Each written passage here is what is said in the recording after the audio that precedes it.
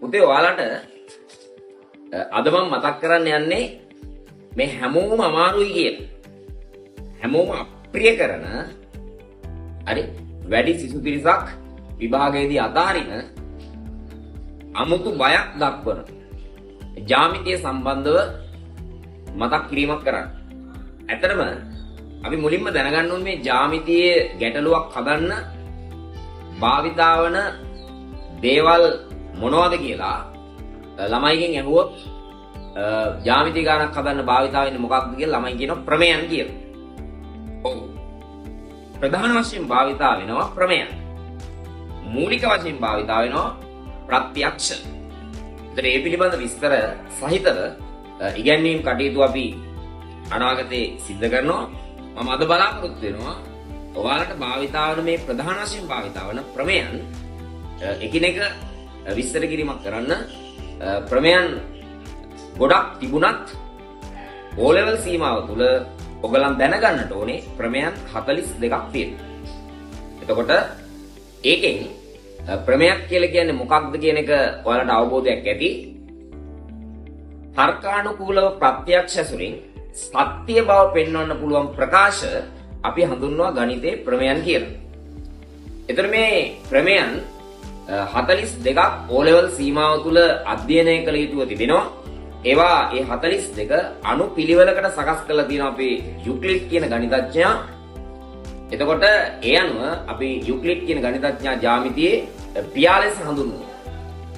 එතුමා සකස් කරපු අනුපිළිවෙලට අපි ප්‍රමේයන් 42 එකින් එක විස්තර කරන්නට බලාපොරොත්තු වෙනවා. මෙන්න පළවෙනි ප්‍රමේය. එතකොට ඔයාලා හැමෝම දන්නවා පළවෙනි ප්‍රමේය. මෙන්න මේ විදිහට සරල රේඛාවක් ගත්තොත් සරල රේඛාවක් මත කිසියම් ලක්ෂයක් සලකලා මේ ලක්ෂයට මම රේඛාවක් ගැහුවොත්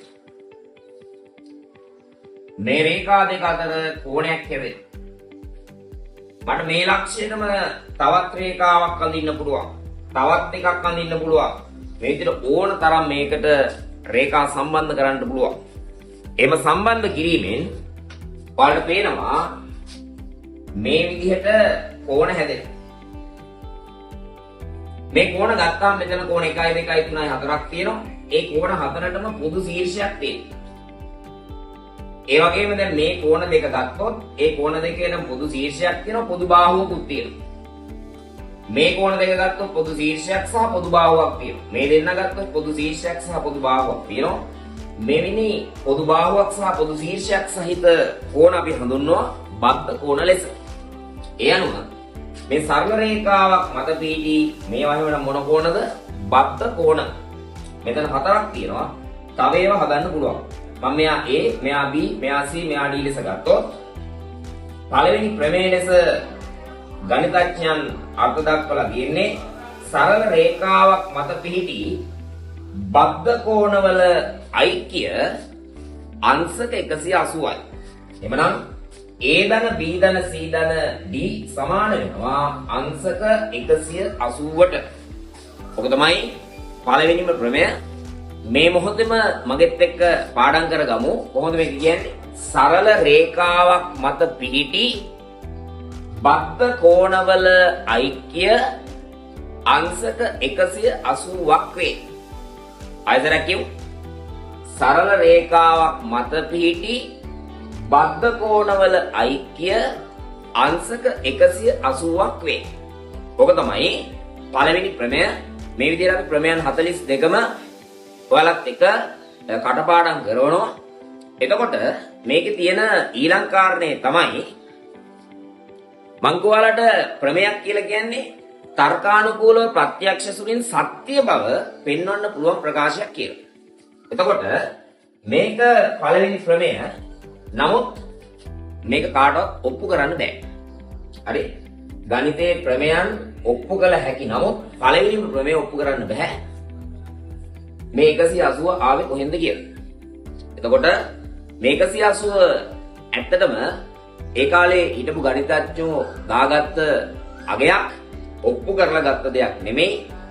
මේක දාගන්න හේතුව තමයි ඒ කාලේ ඔයාලා අහලා තියෙනවා පෘථිවි භ්‍රමණය පරිභ්‍රමණය සම්බන්ධව අවුරුද්දකට දින 365ක් 34 එකයි කියලා දැන් අපි කිව්වා. අතීතේ භාවිතා කරලා තියෙනවා දින 360යි කියලා. ඉස්සර කැලෙන්ඩර් වල දින 360 දාලා තියෙන්නේ. ඒ නිසා මෙහෙම වටයක් යන්න දින 360ක් ගියා. එතකොට මේකේ කේන්ද්‍රය හොයාගත්තාම කේන්ද්‍රය හරවම රේඛාවක් යදලා මේක කොටස් වලට බෙදුවොත් වටයක් යන්න 360ක් ගියා කියන සංකල්පයෙන් මේක තමයි මේ 360කට බෙදලා තියෙන්නේ. හරි? එතරම් 360කට බෙදුවාම 360න් භාගයක්. මෙතන ඉඳන් මෙතෙන්ද 180යි යට කැලලක් එනවා 180. ඒ කියන්නේ සරල රේඛාවක් මත පීටි බද්ධ කෝණලයි 180යි එනෝ ලක්ෂයක් වටා පීටි කෝණලයි කිය අංශක 360යි කියලා භාවිතා කරලා තියෙනවා. මේක ඔප්පු කිරීමකින් ගත්ත දෙයක් නෙමෙයි. එස ගණිතේ හැම ඔප්පු කරන්න නැතුව ඔප්පු කරන්න බැරි එහෙම අපි දාගත්තා කියන තියෙනවා මේක එහෙම එකක්. ඒ වගේ මතක් කරන්න ඕනේ මේ අංශක කියන ඒකකයට අමතරව හරි අංශක එකක් හැදෙන්න කලා 60ක් අරන් තියෙනවා. කලා එකක් හැදෙන්න නිකලා 60ක් අරන් තියෙනවා. එතකොට ඕක උඩ තියෙන කොටස අපි O level සීමාවේ භාවිතා කරන අංශක සහ කලා කියන එක. නමුත් කලා එකට නිකලා 60ක් තියෙනවා. ඒ වගේම මම මතක් කරන්න ඕනේ ඔබ A level ගණිතාංශය සහ විද්‍යාංශය හදාගුවොත් කෝණ මැනීමේ තවත් එකකට තියෙනවා රේඩියන් කියලා එකකේකුත් කෝණ මැනීම සඳහා අපි භාවිතා කරනවා. වැඩිදුර ඉගෙන ගන්න දරුවන්ට මම ඒකත් මතක් කළා. එhmenan අපි ඊළඟ කොටසෙන් ඊළඟ ප්‍රමේයයට යමු.